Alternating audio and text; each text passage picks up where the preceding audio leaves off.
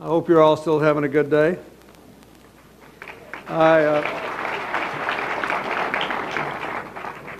We are going to begin this plenary,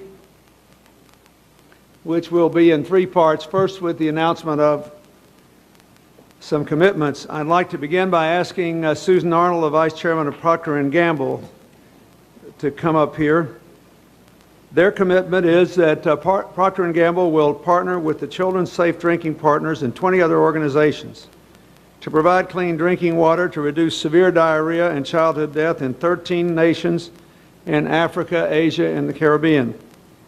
In addition, working with UNICEF through its Pampers brand, P&G will contribute to the elimination of maternal and neonatal tetanus by supporting UNICEF's procurement of close to 45 million tetanus vaccines. This is worth about $20 million over 5 years for safe drinking water, another $2 million for the tetanus vaccine commitment. I'd just like to remind those of you who were here last year that at last year's meeting, P&G partnered with others to provide safe drinking water and hygiene education to 1 million children in Africa, 135 million liters of safe drinking water from PUR practices by packets by 2009. And to date, in keeping their last year's commitment, they have already reached 200,000 children, and they're actually on track to exceed these goals.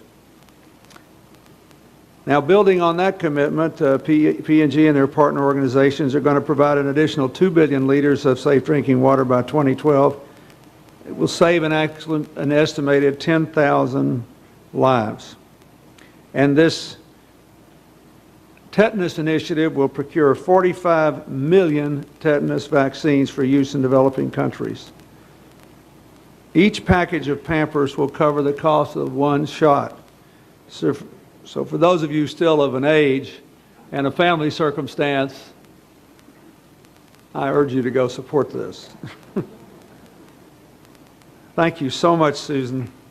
Let's give her a big hand. Thank you very, very much.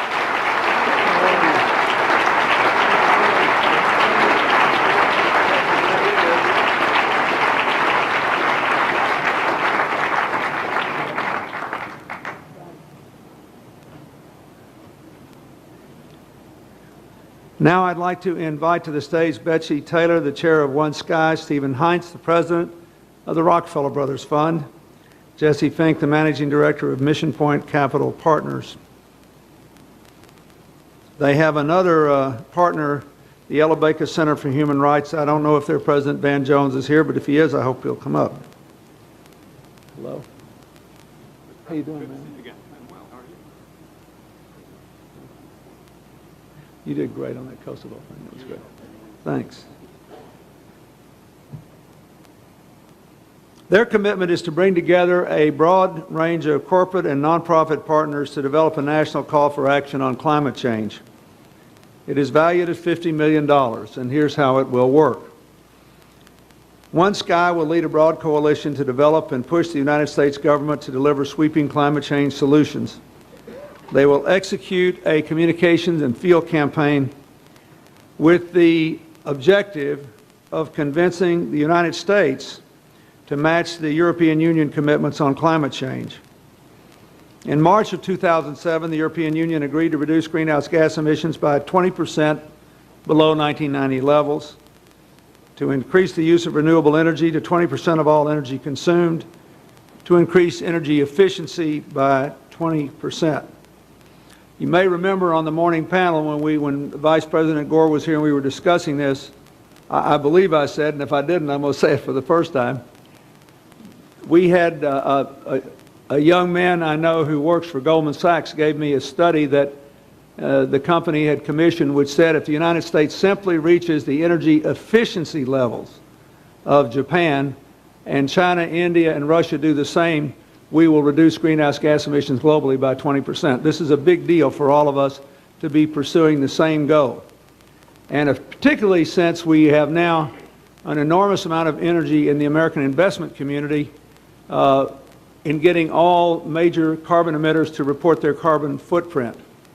Merrill Lynch is leading the effort in America this year, but investors with total portfolios of $41 trillion are now involved in this, and all the major European companies, 75% are participating, 60% of the American companies up from 47% last year. So we actually have the chance to get this done, and that's why this commitment is so important. I think all of you know that 2006 was the hottest year on record in the United States. And in case you were paying attention, when I got out of the airplane yesterday afternoon coming back from the 50th anniversary of the Little Rock Central High School crisis in my home state, and I landed at Westchester Airport in the early evening, it was 6 degrees warmer than it had been at noon that day, and we're reaching another historically warm week here. We've got a lot of states doing what they should do. We've got a lot of interest in the federal government and increased R&D, but we don't have a national goal, and we don't have a real policy to try to bring us into alignment in the results we achieve. So I am personally very, very grateful to One Sky, to the Rockefeller Brothers Fund, to Mission Point Capital Partners, to Jonathan Rose Companies, and the Ella Baker Center for Human Rights. And I would like to present this commitment to them and thank them and ask you to give them a hand.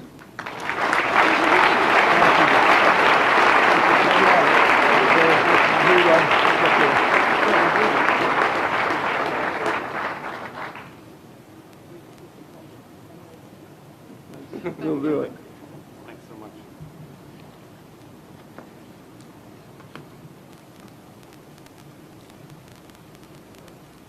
Now, this next commitment, in my view, alone justifies the decision we made this year to have a separate track on education. And of course, this plenary will involve a fascinating discussion of education ideas after we do phase 2. That's phase 3. So this is the last commitment I'm going to announce. In my view, this is something that demonstrates, as well as anything else CGI will do this year, what this conference is about getting people together and leveraging our various resources and strengths to really change lives. In 2006, Angelina Jolie and my former National Economic Advisor, Gene Sperling, who now runs the Center for Universal Education at the Council on Foreign Relations, agreed to co-chair a new education partnership for children of conflict. The partnership's goal is to help fund new education projects for children in conflict, post-conflict, refugee, and emergency situations, which will be announced every year here at CGI. Their first year has had an inspiring start. 18 commitments in places from Iraq to Colombia to northern Uganda to Afghanistan to Darfur. There's no doubt that by expanding and improving access to education, we can have a profound impact on some of the world's most vulnerable children. This is a commitment that showcases perfectly the commitment of this meeting to getting results and not just talking about problems. I'd like to give you an idea of the scope and impact of these 18 projects and how they help fund new education projects for children in conflict, post-conflict, refugee, and emergency situations. And this cost $150 million. Consider the combined impact of these investments. Specifically, UNICEF, along with Microsoft, the International Rescue Committee, and Hewlett-Packard, will launch a $30 million distance learning initiative to help 150,000 children, including children from the Iraq conflict and children in the occupied Palestinian territories. The International Rescue Committee is expanding its Healing Classrooms initiative to help 70,000 children in Afghanistan and 41,000 affected by Darfur. The Save the Children Alliance will expand education programs in places like Jordan and Lebanon to serve Iraqi refugees and in Darfur and southern Sudan. The Sesame Workshop is committed to launch Sesame Street Afghanistan. You guys are supposed to come up here as I mention your groups. Sesame Street Afghanistan to teach Afghan children not only to read, but to understand words like tolerance and reconciliation. The American Jewish World Service is committed to raise over $2 million to support education in Darfur, Sri Lanka, Burma, and Guatemala. The Norwegian Refugee Council will expand its accelerated learning programs to serve over 100,000 out-of-school youth in southern Sudan and Iraqi refugees in Lebanon and Syria. The Children's Investment Fund Foundation is committed an additional $3 million to expand the International Rescue Committee's education work in northern Uganda. Unbound Philanthropy is committed to fund $500,000 in projects developed through the partnership. The Escuela Nueva Foundation will spread its philosophy of holistic child-centered education to nearly 9,000 children in conflict-affected areas of Colombia. The Center for Mind-Body Medicine will provide psychological counseling and support to 25,000 school children traumatized by the conflict in Gaza to allow them to learn effectively in the classroom. The GSM Association is working with the United Nations Commissioner for Human Rights or Refugees to bring wireless connectivity to help train teachers and improve learning in northern Uganda. The High Commissioner for Refugees, in partnering with Nike, Microsoft, WPP, and others, is using the global initiative to relaunch 9million.org, a grassroots internet portal designed to help provide education and sports to all refugee children. The Valentino Achak Dong Foundation has committed $1.2 million to build a boarding school in southern Sudan.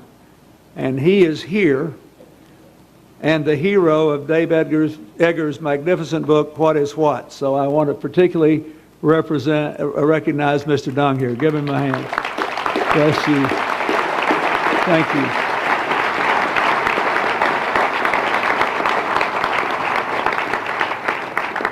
We have up here on this stage representatives of every group I have mentioned, and I'd now like to invite the co-chairs of the Education Partnership for Children of Conflict, Gene Sperling and Angelina Jolie here.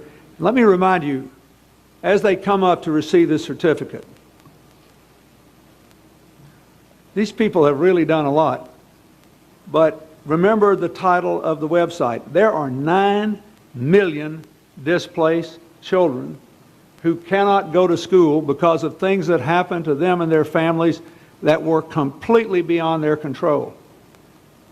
So if any of you want to do something good and you came here and hadn't decided what to support, look at this. You know you've got a network here of people who will get a very high rate of return at a high rate of efficiency, and we've got still a breathtaking number of children to reach. But in the meanwhile, let's give them all a hand for doing something profoundly good.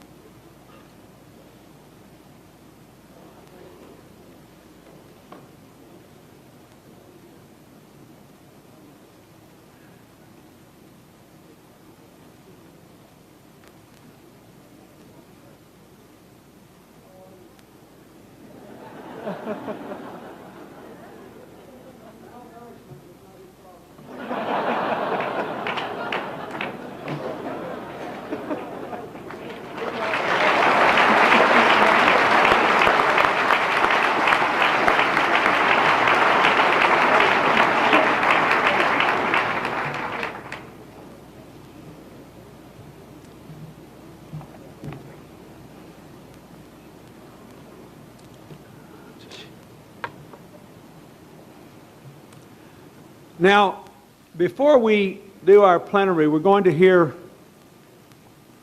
a brief address from a person I'm very glad to welcome here, the Minister of Foreign Affairs of China, Yang Jiechi. He wanted to be here this morning when we were discussing climate change. No nation has a bigger stake in trying to deal with this in a way that does not interrupt its economic progress. And I personally have enjoyed working with the Minister of Foreign Affairs and with the Chinese Ministry of Health because our foundation runs a major AIDS project there all over the country. And it's been incredibly rewarding. Before he became the Minister of Foreign Affairs, Foreign Minister Yang was Vice Minister of Foreign Affairs, and before that, he was the Ambassador of China to the United States from 2001 to 2005. I think he waited until I left because he was afraid I would talk his ear off. We are deeply honored to have him here. I am particularly grateful for the work that he has done to try to help resolve a very difficult crisis with regard to North Korea and the nuclear issue, and for the receptivity that he has had to trying to change United Nations policy on Darfur to make it more effective and save lives. And of course, because of the support of the government of China, we are able to save a lot of lives from HIV and AIDS. I've rarely seen a country change its position so rapidly and so effectively to the benefit of its children. So, Foreign Minister Yang, please come up, and ladies and gentlemen, please welcome the Foreign Minister of China.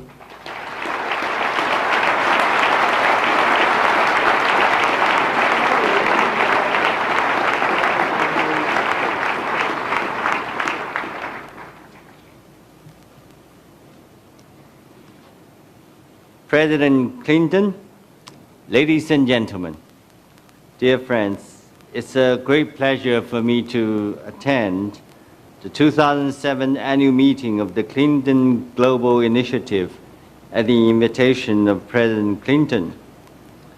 President Clinton has in recent years made admirable efforts to promote international cooperation on poverty alleviation, disaster relief, and the prevention and treatment of HIV/AIDS.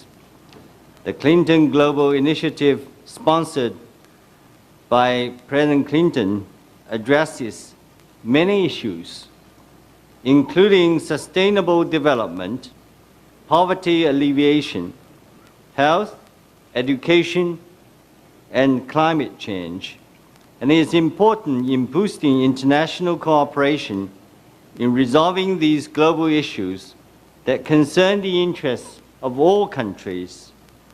I greatly appreciate this initiative taken by President Clinton. Here I would like to speak on the topic of economic development and climate change. By the way, this time I've come for the UN General Assembly session, and climate change features prominently during the session. And I'm very glad to have this opportunity to be in your midst. And thank you for giving me this stage. Ladies and gentlemen, we live in an age of deepening economic globalization, increasing scientific and technological innovations, and unprecedented opportunity for human development.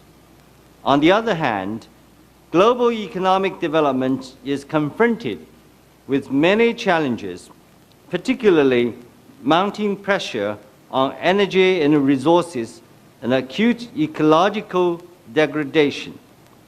Global warming, rising sea level, extreme weather, and weather-related natural disasters caused by climate change are adversely affecting the natural ecological system and the human habitat. Climate change has become a pressing challenge for the international community. A review of history shows that climate change occurred in the course of development. It is both an environment issue and a development issue. But ultimately, it is a development issue. As pointed out in the United Nations Framework Convention on Climate Change, most of historical and current global emissions of greenhouse gases originated in developed countries, while per capita emissions in developing countries are still relatively low. The share of global emissions originating in developing countries will grow as they work to meet their social and development needs. To prevent climate change from endangering human survival and development while maintaining economic development and meeting the legitimate demand of the people. This is an issue that concerns the well-being and the future of all mankind. Economic development and environmental protection and efforts to tackle climate change should be mutually reinforcing rather than mutually conflicting.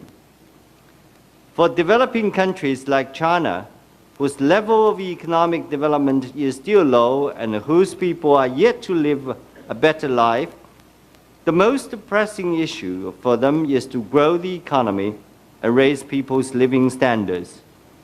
Efforts to tackle climate change should promote economic development and not be pursued at the expense of economic development. On the other hand, we must not fail to see that an economic development model of high energy consumption, high pollution, and high emissions is not sustainable. And the path of pursuing development first and treating pollution next is not a viable one. The best environment policy is also the best economic policy. Countries should all incorporate. Thank you. Thank you. Countries should all incorporate environmental protection into their overall economic development strategies and take resolute measures to follow a path of sustainable development.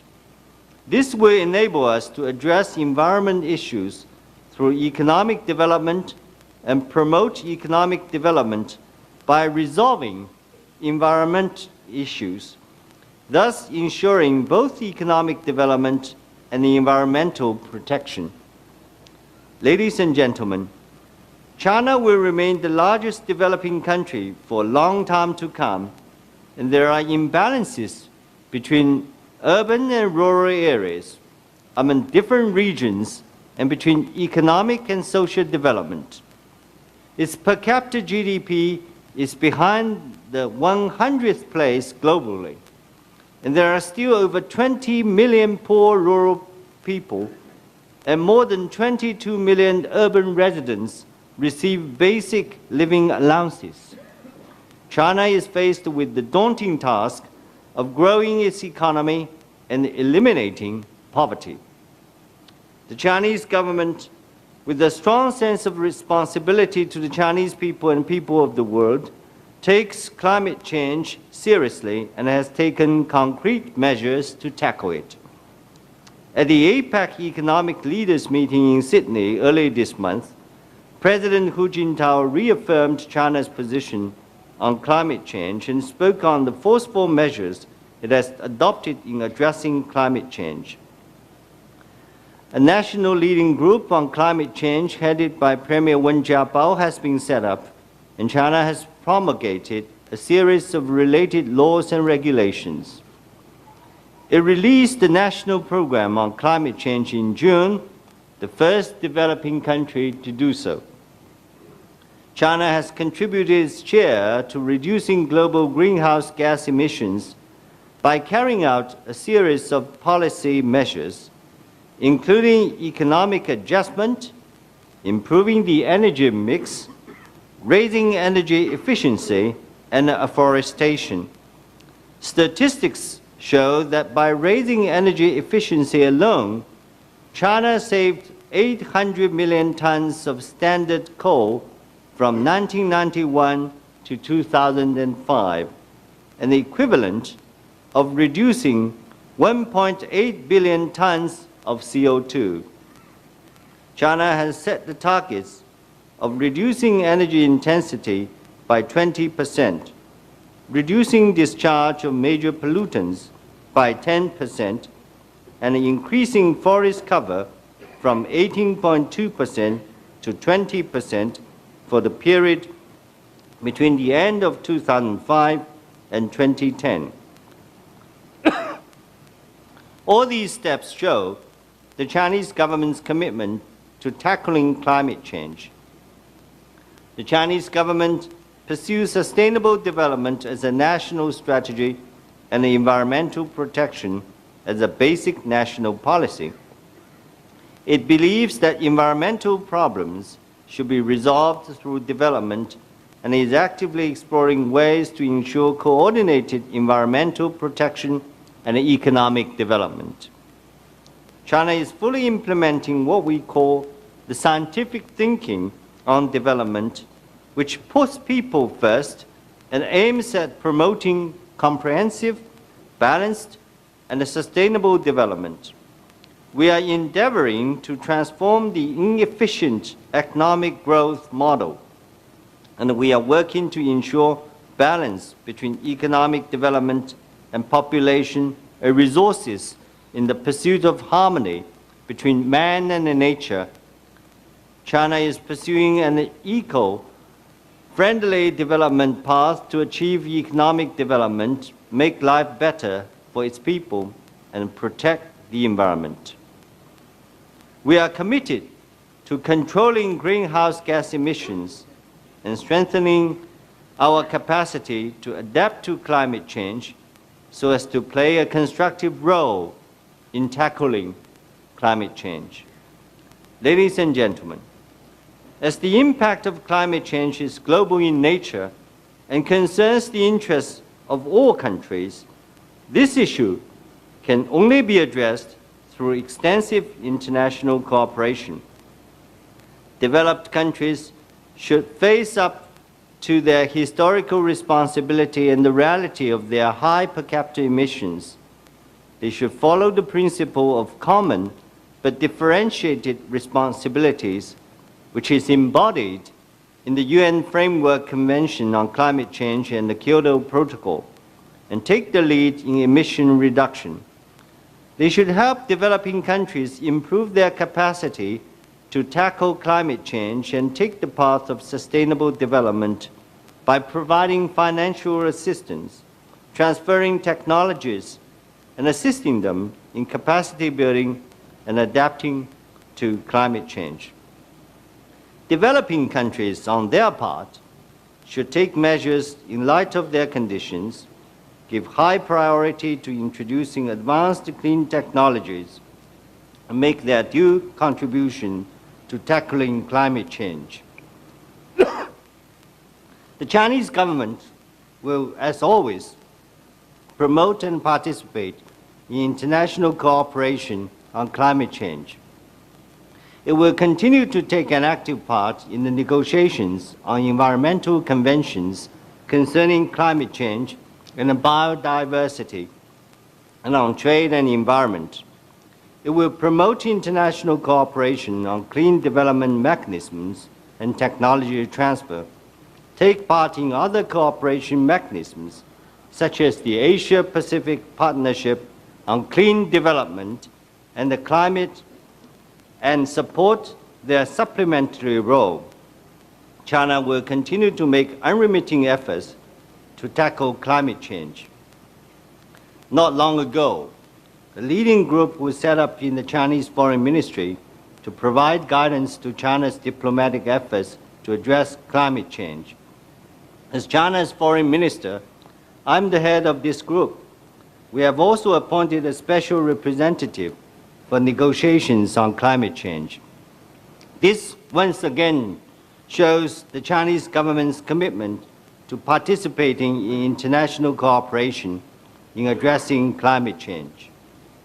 Ladies and gentlemen, peace and development are the core of our times. We should respect history, address current problems, be future-oriented, and carry out cooperation in good faith. By doing so, we can certainly strike a balance between promoting economic development and tackling climate change, and realize the harmonious coexistence between man and nature. Thank you. Thank you very much.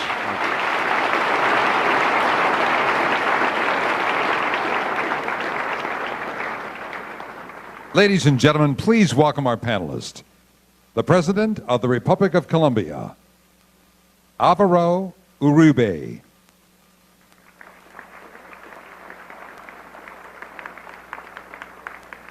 Founder of the Valentino Achakdang Foundation, Valentino Achakdang. Minister of Education for the Islamic Republic of Afghanistan, Mohammed Hanif Amir Altmar. Co-chair of the Jolie Pitt Foundation, Angelina Jolie. And ladies and gentlemen, please welcome our moderator, New York Times columnist, Nicholas Kristof.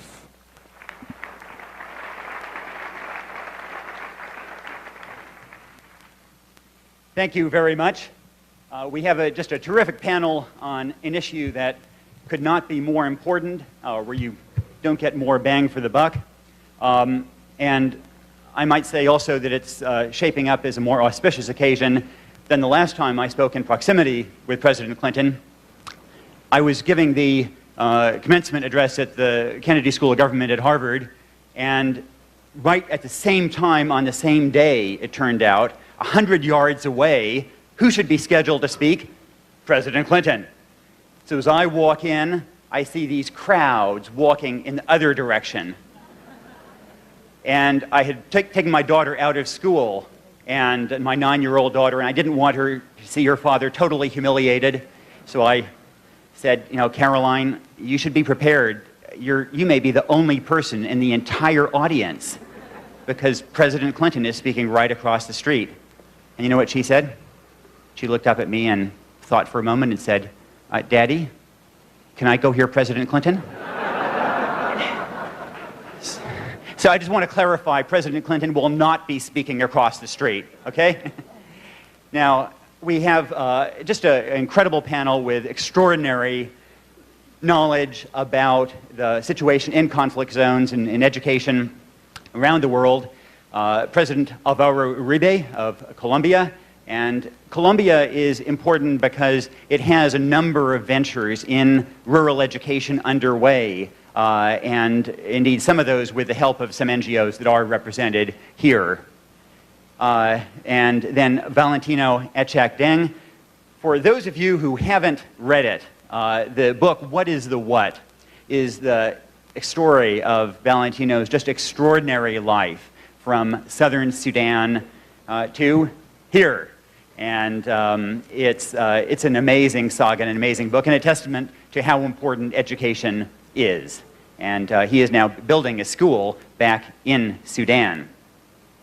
Mohammed Hanif Atmar from Afghanistan, the education minister of Afghanistan. And you think, you know, that's an extraordinarily tough job. Well, previously, under the Taliban, he was working for various NGOs and education issues. That was pretty tough. And then Angelina Jolie, best known for her work as an advocate of refugees. Oh, come on. Angelina has done extraordinary, she may not be best known for it, but she has done extraordinary work traveling around tirelessly to some really forgotten places in the world, from really rural places in Cambodia to Darfur, more times than I believe all the secretaries general of the UN put together, and has been very active.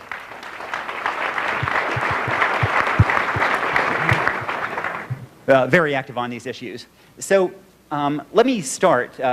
President Uribe, there are so many issues out there needed in terms of fighting poverty, and we've been exposed to them with a health issue, all kinds of issues.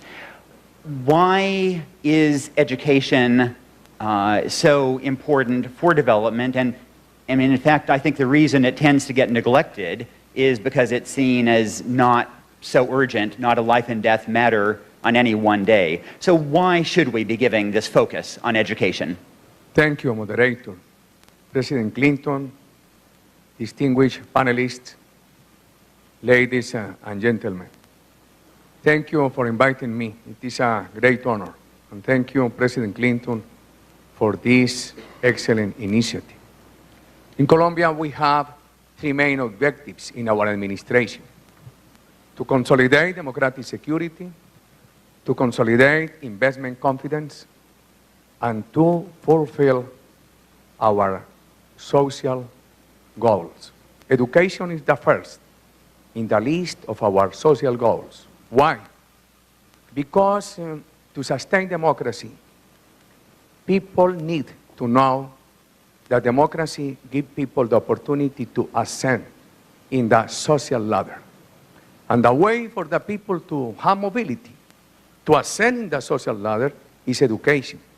In addition to that, education creates opportunities for more productivity, more competitiveness, more income, and better distribution of income.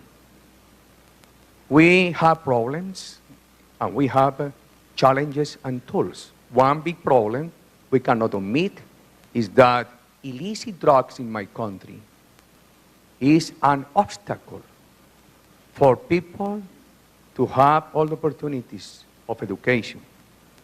We have many challenges in our country. One is to get, for the year 2010, full coverage in basic education. Now we have 93. The other is to begin with infant education for people under 5. We are only beginning for vulnerable people. The other is to get 6 million Colombians in vocational training, in presential and virtual schemes.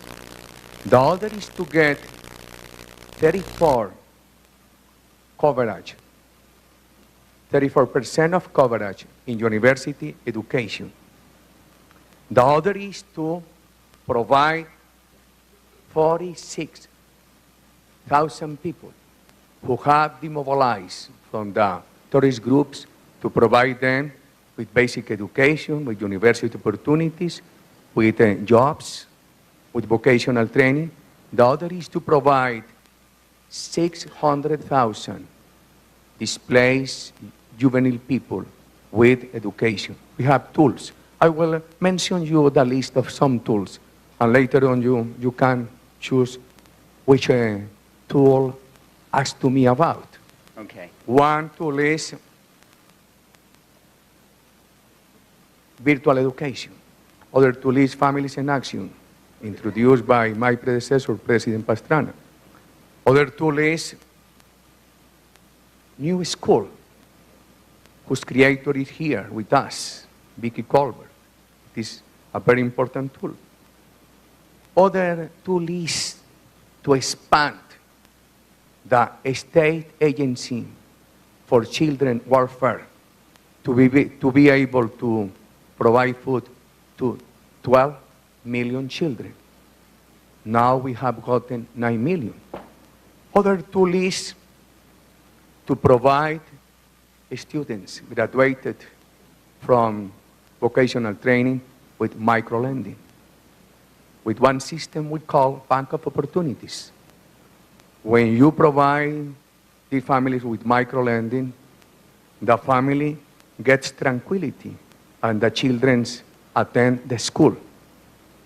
These are some of the aims and some of the tools. Great. Thank you, President Uribe. Minister Otmar.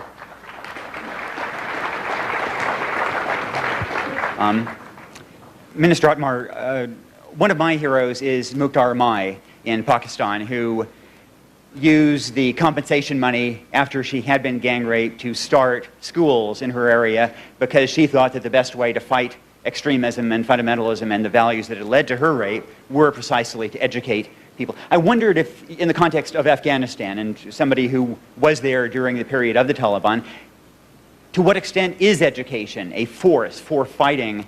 I guess what I'm asking is, can schools be as effective in fighting extremism as gunships, for example? Well, first let me take this opportunity to thank President Clinton and the organizers for inviting us. Second, before I answer your question, let me tell you about something that is very important for us these days in Afghanistan, to see how much our women and men alike value education and why they are doing that. Unfortunately, over the past 14 months that I am the Minister of Education, 115 of my teachers and students have been brutally killed by the terrorists, 40% of them women. In June this year, unfortunately, one of the worst incidents in my life happened, and when the terrorists attacked one of our girls' schools in Logar. Actually, your paper covered that story. And after 3 hours, I went to the school to see the injured girls. Actually, 2 girls were shot dead. Their teacher and 3 other girls were badly injured. So I went to see one of the injured girls in the hospital. It was a clinic rather than a hospital. I couldn't stop my tears. So I engaged her in a discussion and said, "Look, my child, I'll take care of your treatment."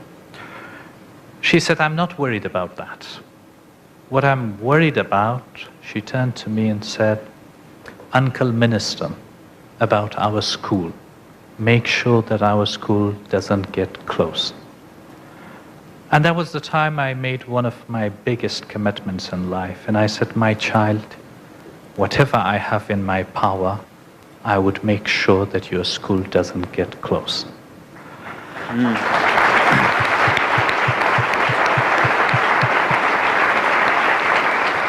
And if there had been schools earlier, then do you think that, if those men who committed those attacks, if they had gone to school, would such attacks have been less likely?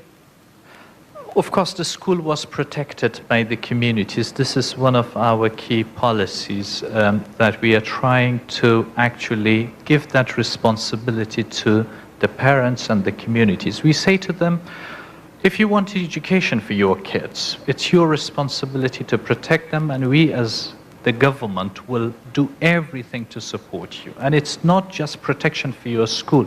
We want you to manage your schools. We want a new governance system in our education that is people-led, parents-led system.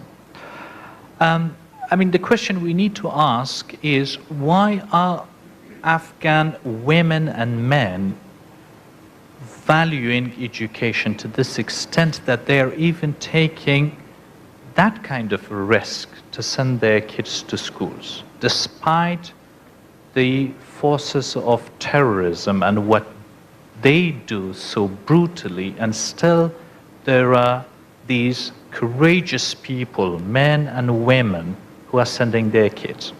There are 4 key words that I have often heard from them. Education is important for survival. Education is important for peace. It brings peace. Education is important for prosperity. Education is important for having a voice in the system. It's important in terms of survival that the kids of an educated mother have better chances of survival. With women trained and educated, you can deliver the most crucial services, public goods, health and education. It's important in terms of peace because they think that the children of an educated woman will be less susceptible to the manipulation by the warlords and the terrorists. That educated men will have other opportunities rather than serving the terrorists. It's important in terms of having a voice in the system.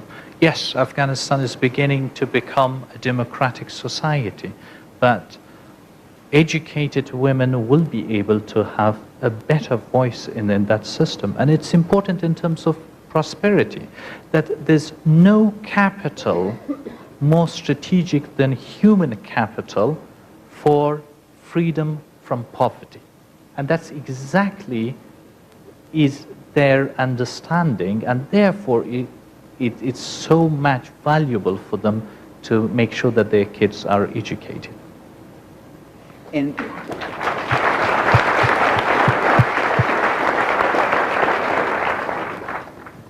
Angie, in that context of education as a force for stability, you've just returned from Iraq and Syria, and you were looking at Iraqi refugee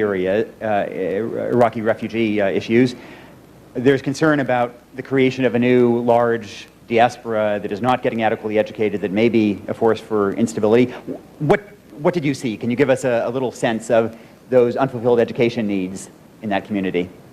Sure. Well, first I'd like to say in all situations, it's kind of a strange thing. When I was preparing for this, I kind of thought, what are we all going to say? What can I say? What can you say? What can we all say to encourage everybody to understand that education is important? It seems such a unnecessary thing to do. Everybody in this room is very educated, and everybody knows the value of what we're talking about.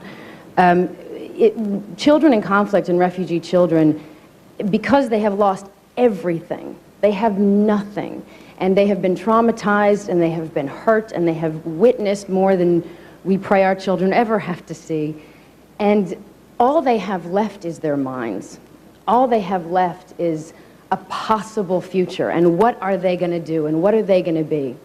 And if they are susceptible to so much, and they're feeling so much, and if we can take these young people who are such great young people, and they're survivors, and their kids, and give them amazing opportunities and say, we're going to help show you how to learn about reconciliation. We're going to teach you about what it is to be a teacher, a lawyer, an engineer, and we're going to instill in you the knowledge of how to then build your country and have a future. And it's not just that we want them to be these things. We don't want them to be other things. We don't want them to grow up and not have anything to live for, and not feel that they're of any use, and not know what to do.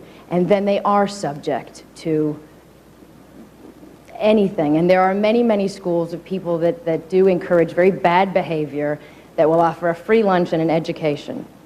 And it is something we should be concerned about, and we don't want them to turn to those schools. So when I was there are many, many children out of school. And those who are in school in Syria, there are 3 to a desk, but there are very few of them that are able to get into any school.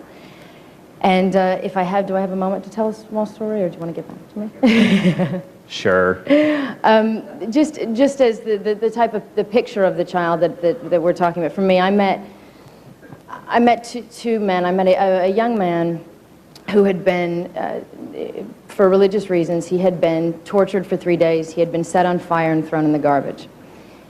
He was very, very badly burned and infected.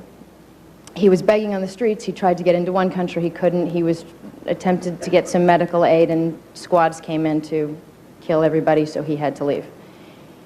He begged his way into Syria, and he was still living as a beggar on the streets, and his burns were becoming increasingly more infected. Ran into a little boy who was also a refugee, who was selling tissues because they don't have camps. They have to make a living. They get some kind of assistance from UNHCR, but that's how refugees are living in Syria. So he's selling tissues. And this little boy ended up giving this man a little bit of water, and then he said, "Could you help me? I'll give you some of my begging money, but I need somebody to help me fix my wounds." And this kid was scared, and weeks went on, and the kid agreed to do it. And they first did it. They unwrapped these wounds. And forgive me, but they're covered in maggots. And this little boy got scared, and he ran. And the man said he came back. He came back not just for the money. He came back because he was a good kid. When I met them, they'd been together for about 4 months. This kid had been treating this man, helping him, cleaning out his wounds, wrapping him every day. He stopped giving him money, just did it because they were friends, and he continued every day to sell tissues on the street. So I said to this little boy, I think he was about 8, I said, "You know, you'd be the most amazing doctor one day. You're quite extraordinary." And I watched him undo the bandages and do all these things, and I said, would you like to be a doctor? And he got real upset, and he just said, "No, I have to sell tissues." And I said, "I'm so sorry, but you know, if we could find a way, would you like to be a doctor?" He said, "Yes, ma'am, but I need to sell tissues." So that's the kind of kid we're talking about. He's an amazing force for good, and he would be the doctor I'd want. But he's the type of kid that they're not just begging and they're not just sitting there with nothing to do, and they don't want to get involved in bad activity. They're great young people, and we need to help them be doctors.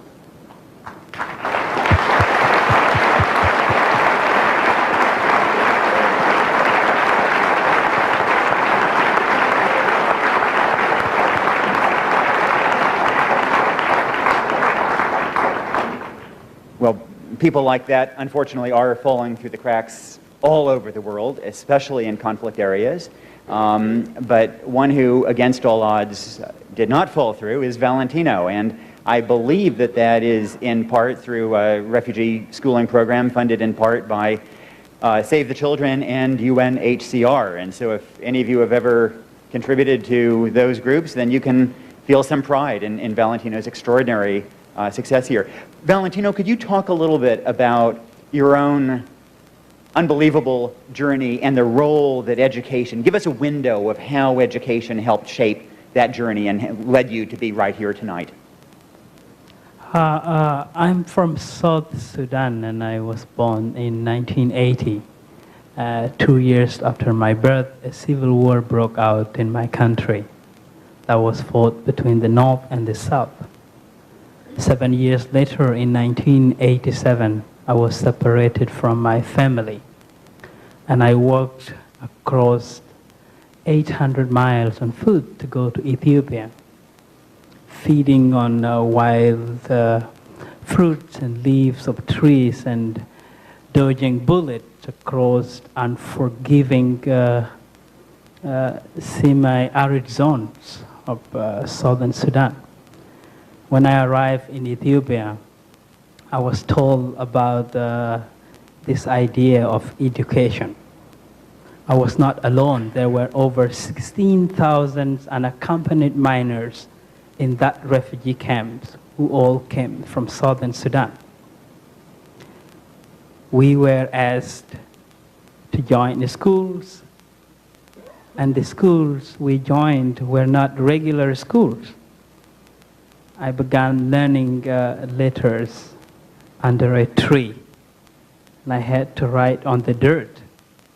I did not have a pen or a pencil or an exercise book, and so were thousands of my fellow country men who were joining schools at the camp, or children. I was wondering what all this about education was going to be. But there was one thing that bothers me. It was the fact that I was separated from my family. I did not understand about the so-called education at that time.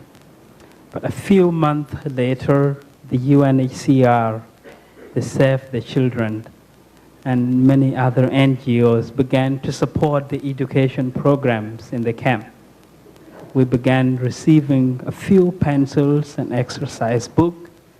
2 people had to break a pencil and break an exercise book, and we began to enjoy the idea of education.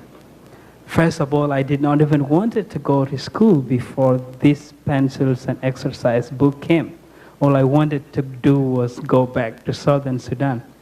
But surprisingly, one day, one of my friends came back from school and told me that they were distributing biscuits in addition to pencils. So I went the next day to get my biscuit, and they did not continue distributing biscuit.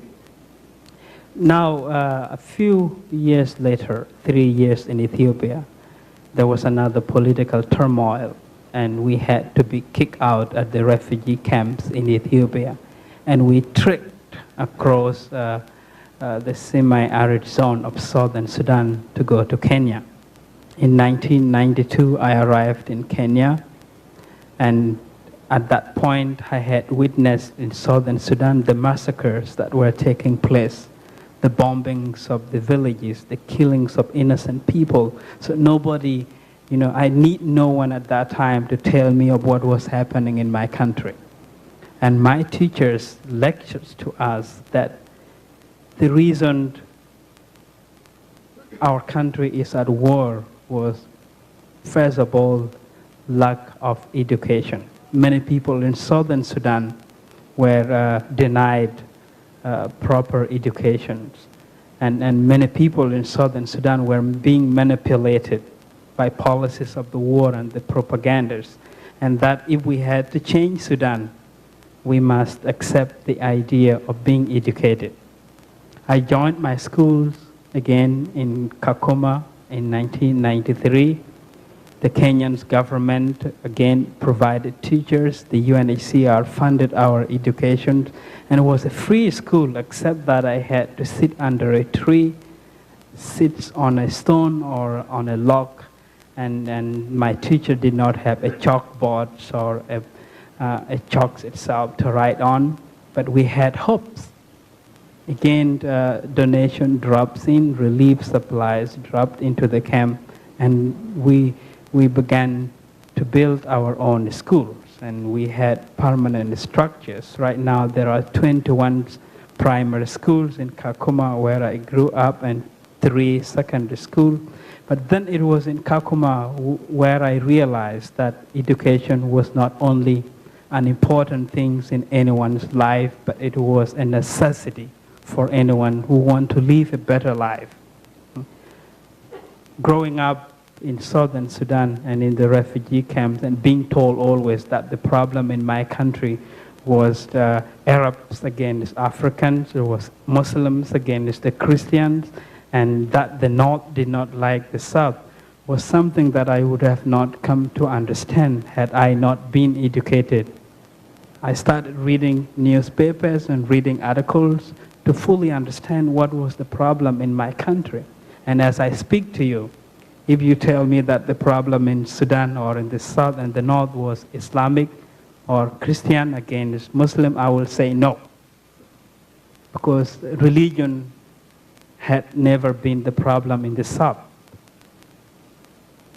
No, I will not accept that. Today, if you tell me that the problems in the South was because Southern Sudanese did not like the idea of even Arabic culture to be taught in the South, I will say no. The problem was the small elites who want to control the country, wanting to stuck into that power, and whoever was opposed to that was attacked. That is why my people became the victims. That is why we lost almost 3 million in southern Sudan for over 21 years. In Kakuma, I joined drama groups and became a youth leader. Through education, I became a peer counselor, and I would even speak to my colleagues who themselves had gone through the same atrocities that I went through. And when I explained just the same story that we had before, someone would say, oh, if you can bear with this, I can bear with it as well. How would I have learned to reconcile someone or to give counseling to someone if it were not because of education? It happened that my flight again to America was scheduled on September 11, 2001.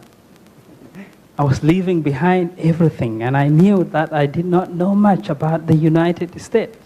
But there was only one reason I trusted to go to a new country. The fact that I would speak the language of someone that I don't know. And if I know how to speak English, why do I fear? Where would you learn that if you're not educated? Today I have come to notice that we, as the people of the world, have much in common than we even know. And we can only be able to learn that if we spread education to everyone in any corner of the world.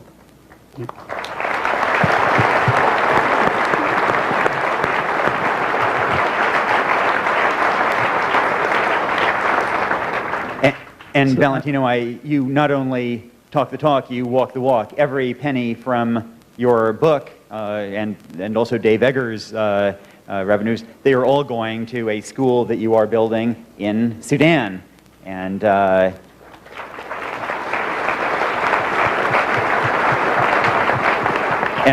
believe that that's still you're looking for a little additional funding, hint, hint. And it's one of those many unfunded needs in education all over the world. Well, I said before that my original flight was on September 11. I was stranded in Nairobi for 2.5 weeks, and I alighted in New York at the JFK on September 25th, and found out that due to the new security arrangement, my flight had been changed again, and I was sent to a new place as opposed to being sent to San Jose in California, which I really wanted so much because I had looked at the map and knew that San Jose was not cold, and I was worried. And I was worried that if I get sent to Fargo, it would be difficult for me to begin a new living. So I began wondering, but I was told that I was going to Atlanta, and I confirmed that Atlanta was in the United States, so that was not a problem. I arrived in Atlanta and began doing a speaking engagement at local schools and colleges. And it was in Atlanta, actually, where I met with Angelina 2 weeks after I arrived. Wasn't that funny? And what I did was that I realized through my speaking engagement that I was not going to be able to tell much about my own life. And I wanted so much to help people understand what was happening in my country, and that continued to happen in Darfur today. So I began to seek a writer to help me write my biography. And I was introduced to Dave Eggers, and we met, we became friends. We went to my first NBA game in Atlanta, where I enjoyed everything but the cheerleaders. It was a new thing to me. Yeah.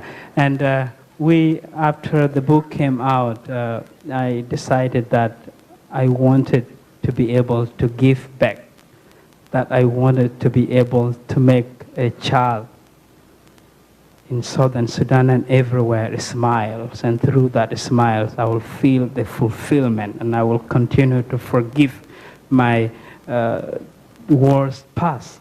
So we committed the proceeds from the book into building secondary schools in southern Sudan. I visited southern Sudan in December 2003 and reunited with my family. And I went back 2 months ago, and we're going to build a secondary school. We'll begin with the first one in November and aim to build 5 schools. How I'm going to build this school is going to be different. I go and meet with the grassroots people, and hoping that once I begin the school, I'll be able to see the difference I have made within 2 or 3 years, and then I go on from there.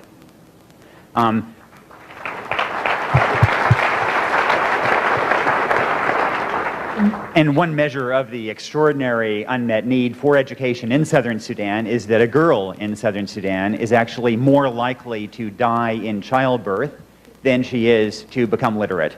Maternal mortality lifetime risk is greater than the probability of becoming literate for a girl in southern Sudan, which is just a measure of the challenges we face and of the unmet challenges. I think maybe one of the things that Americans perhaps don't appreciate, and you alluded to it, and Minister Otmar did as well, is the attitudes toward education. That in this country, we're used to our kids saying, oh, school, I have to go to school again. You know, we think of, you know, kids not being thrilled at that idea. And on the other hand, if you travel around the world, you know that at this very moment, there are going to be thousands of kids who are crying right now because they have to drop out of school because they can't afford a school uniform or a school fee, or because it's too far away, or some other obstacle. I wondered if let me just throw this up, this sense of just desperate desire to get education, is that something that you have seen, you know, across the board in the places that you've been? I think we'd all say yes to that one, absolutely. I think it is, oh, it's always right. I took 3 kids to school this morning that weren't that excited about it. And, you know, it's always very, you know, it's a very emotional thing, especially when you ask them what they want to be. I think we all discovered that. You know, I think you ask a lot of kids here what they want to be, and they'll give you actress, not really the most noble professions. But you ask them there, and they all want to be great things because they all want to do great things for their countries. And you know, I hear you speak, and I just think, you know, we often hear about your country today. We hear something today going on with Darfur, Southern Sudan still, and so much. And aren't we lucky that we have men like you that have had an education that are going to do great things and help deal with these great challenges and help make it better? And I think that is, understanding that is what we're really all talking about, and you are that great example, so.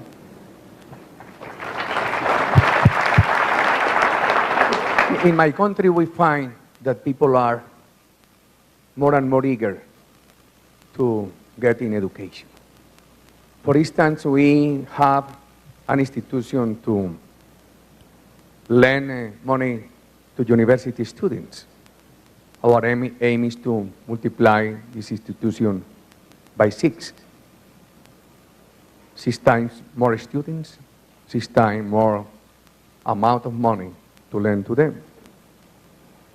At primary school, at secondary school, at the necessity for children under 5 to go to the school, we find obstacles. We need to build more schools, to connect these schools, to enlarge the payroll of teachers, to improve the education, the level of education of the teachers, and we need to provide many families with subsidies for them to send their children to school, and we need to provide the children with nutrition. Although we have improved a lot in nutrition, we also need to provide nutrition to 3 million poor children in our country. This is a challenge for the two coming years. But there is one big problem, one big obstacle against education in our country: illicit drugs. Therefore, we need to defeat illicit drugs, because illicit drugs, the drug dealers, the terrorist groups, oblige, for instance, the rural families, that they have to grow illicit drugs, that they cannot send their children to schools. Therefore, we need to defeat illicit drugs, and we need to replace the income for the families. Let me refer to one very important project. Here, we are plenty of donors, and I want to invite them to consider this option for my country. This program is called Forest Ranger Families. Colombia has 51% of its territory still in jungle. Drug dealers oblige families to cut the jungle down and to replace the trees for illicit drugs. What we are doing is to sign contracts with families for them to abandon illicit drugs, for them to keep the jungle, to supervise the jungle recovery. And we pay to every family $2,000 per year. We began this project 3 years ago, and so far we have completed 50,000 families, but we need 180,000 families. This program is under the supervision of United Nations. It is very effective as a tool against the global warming. And of course, in a country with the long tradition of violence, it is necessary to teach values. We Colombians need to learn how to live in community, how to solve problems peacefully, to teach values. For us to learn values is very important in Colombia. And to intervene in education it is very important the presence in our country of NGOs. We need NGOs at every level of education, and they receive payments from the government, and of course, they need donors to help them get the funds.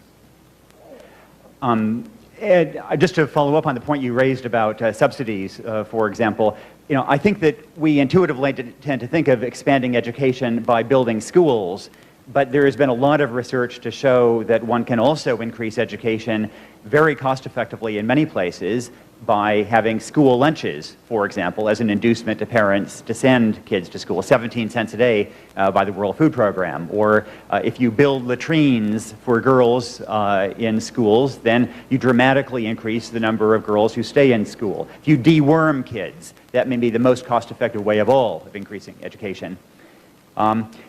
We're just about out of time, but Angie, I'd just like to ask you, for those people who are interested in pursuing this issue, then how can they find out more about unmet needs that they might want to find out more about? Well, we're all working together I think that is the thing we've discussed, that for children in conflict, as you mentioned, there are so many different ways there are very special circumstances, whether it be that these are children that have to work, or that these are children that don't have food, and we have to figure out ways with school lunches. So there are many different programs, many different countries, and many different types of needs, security concerns, specific concerns for girls. So the need is all of us. There's not one specific ask. So there is a kind of menu from some of us. I know from the Education Partnership for Children in Conflict, we're working together, and we're working in many different countries. There is a menu that's been kind of put together. What we've tried to do is look for people already doing great work, trying to put together to explain to you, here's what they're doing, here's who they could help, here's what country, and really try to lay it out as clearly as possible and say, trust us, we've done the research, we know these are good people, so please try to get involved. But all of us here, I'm sure, have different websites and different places you could go, but that is certainly one of them. And please finish. Yeah. Sure. Actually, I was coming back to that first question.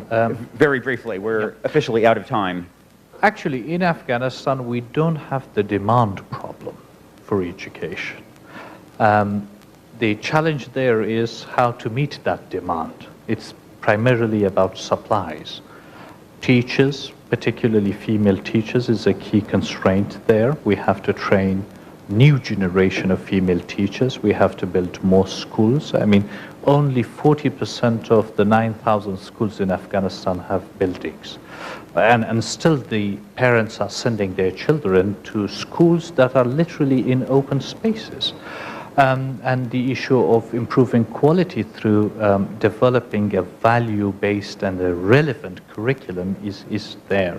So indeed, what we are trying to do in Afghanistan is actually to harness the generosity of our international partners, as well as the Afghans themselves, and translate that generosity into meeting the critical needs of education in that country.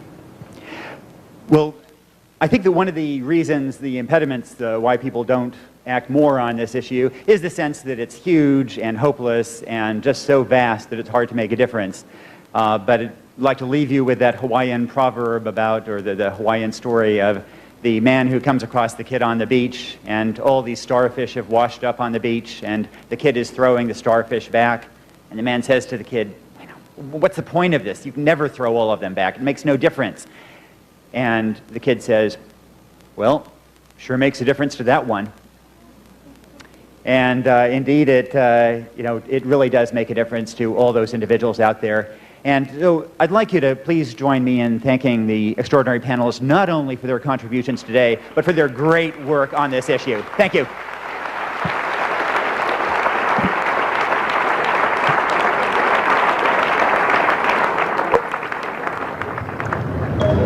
Ladies and gentlemen, the plenary session is now concluded. I hope you're all still having a good day.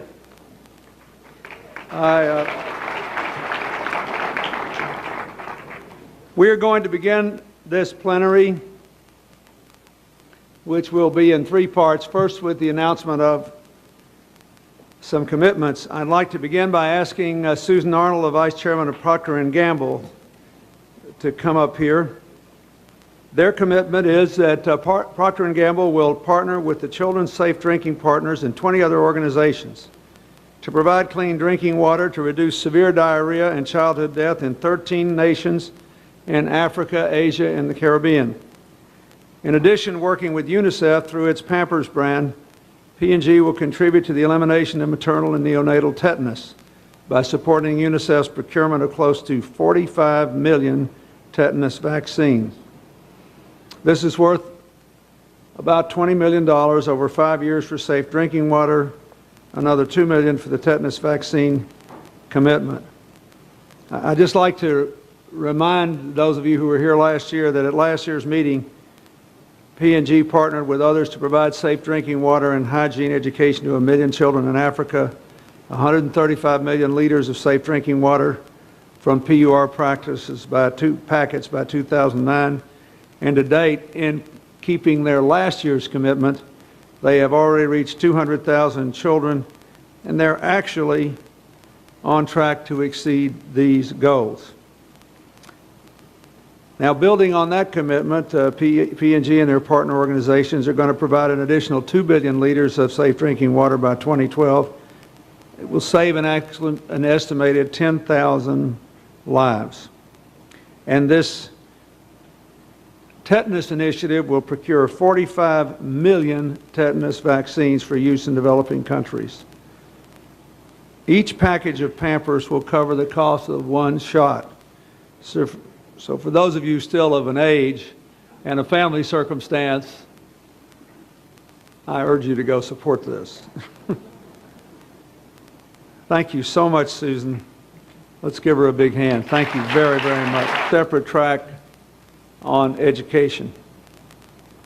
And of course, this plenary will involve a fascinating discussion of education ideas after we do phase 2. That's phase 3. So this is the last commitment I'm going to announce. In my view, this is something that demonstrates, as well as anything else CGI will do this year, what this conference is about getting people together and leveraging our various resources and strengths to really change lives. In 2006, Angelina Jolie and my former National Economic Advisor, Gene Sperling, who now runs the Center for Universal Education at the Council on Foreign Relations, agreed to co-chair a new education partnership for children of conflict. The partnership's goal is to help fund new education projects for children in conflict, post-conflict, refugee, and emergency situations, which will be announced every year here at CGI. Their first year has had an inspiring start. 18 commitments in places from Iraq to Colombia to northern Uganda to Afghanistan to Darfur. There's no doubt that by expanding and improving access to education, we can have a profound impact on some of the world's most vulnerable children. This is a commitment that showcases perfectly the commitment of this meeting to getting results and not just talking about problems. I'd like to give you an idea of the scope and impact of these 18 projects and how they help fund new education projects for children in conflict, post-conflict, refugee, and emergency situations. And this cost $150 million. Consider the combined impact of these investments. Specifically, UNICEF, along with Microsoft, the International Rescue Committee, and Hewlett-Packard, will launch a $30 million distance learning initiative to help 150,000 children, including children from the Iraq conflict and children in the occupied Palestinian territories. The International Rescue Committee is expanding its Healing Classrooms initiative to help 70,000 children in Afghanistan and 41,000 affected by Darfur. The Save the Children Alliance will expand education programs in places like Jordan and Lebanon to serve Iraqi refugees and in Darfur and southern Sudan.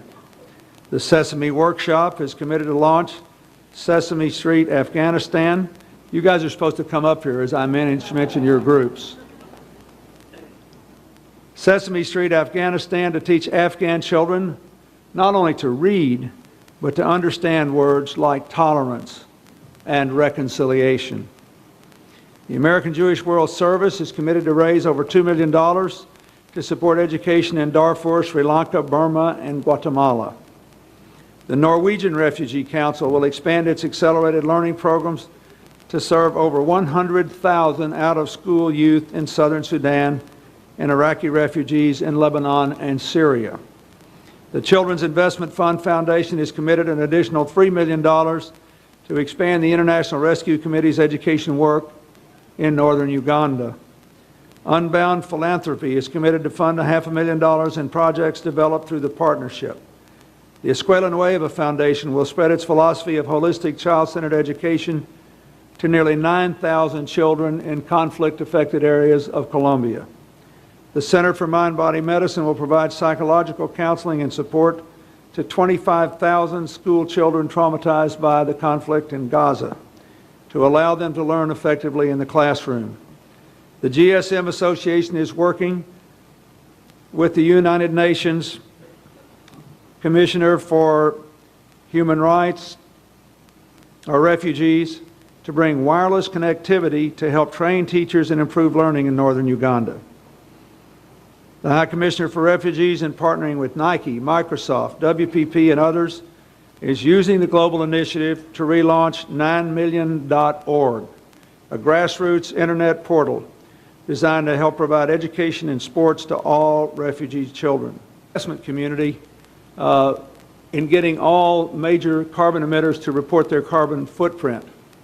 Merrill Lynch is leading the effort in America this year, but investors with total portfolios of $41 trillion are now involved in this, and all of the major European companies, 75% are participating, 60% of the American companies up from 47% last year. So we actually have the chance to get this done, and that's why this commitment is so important. I think all of you know that 2006 was the hottest year on record in the United States. And in case you were paying attention, when I got out of the airplane yesterday afternoon coming back from the 50th anniversary of the Little Rock Central High School crisis in my home state, and I landed at Westchester Airport in the early evening, it was 6 degrees warmer than it had been at noon that day, and we're reaching another historically warm week here. We've got a lot of states doing what they should do. We've got a lot of interest in the federal government and increased R&D, but we don't have a national goal, and we don't have a real policy to try to bring us into alignment in the results we achieve. So I am personally very, very grateful to One Sky, to the Rockefeller Brothers Fund, to Mission Point Capital Partners, to Jonathan Rose Companies, and the Ella Baker Center for Human Rights. And I would like to present this commitment to them and thank them and ask you to give them a hand.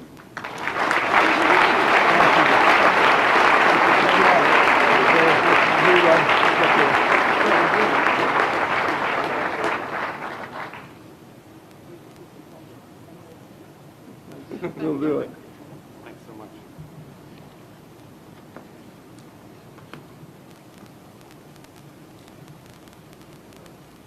Now, this next commitment, in my view, alone justifies the decision we made this year to have a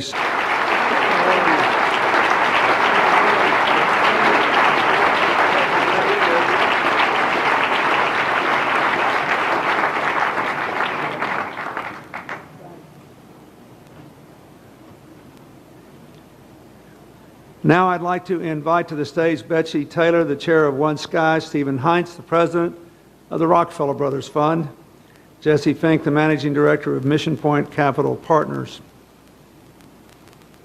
They have another partner, the Ella Baker Center for Human Rights. I don't know if their president, Van Jones, is here, but if he is, I hope he'll come up. Hello. How you doing, man? Again, I'm well. How are you? You did great on that Kosovo thing. That was great. Thanks. Their commitment is to bring together a broad range of corporate and nonprofit partners to develop a national call for action on climate change. It is valued at $50 million, and here's how it will work. One Sky will lead a broad coalition to develop and push the United States government to deliver sweeping climate change solutions. They will execute a communications and field campaign with the objective of convincing the United States to match the European Union commitments on climate change. In March of 2007, the European Union agreed to reduce greenhouse gas emissions by 20% below 1990 levels, to increase the use of renewable energy to 20% of all energy consumed, to increase energy efficiency by 20%.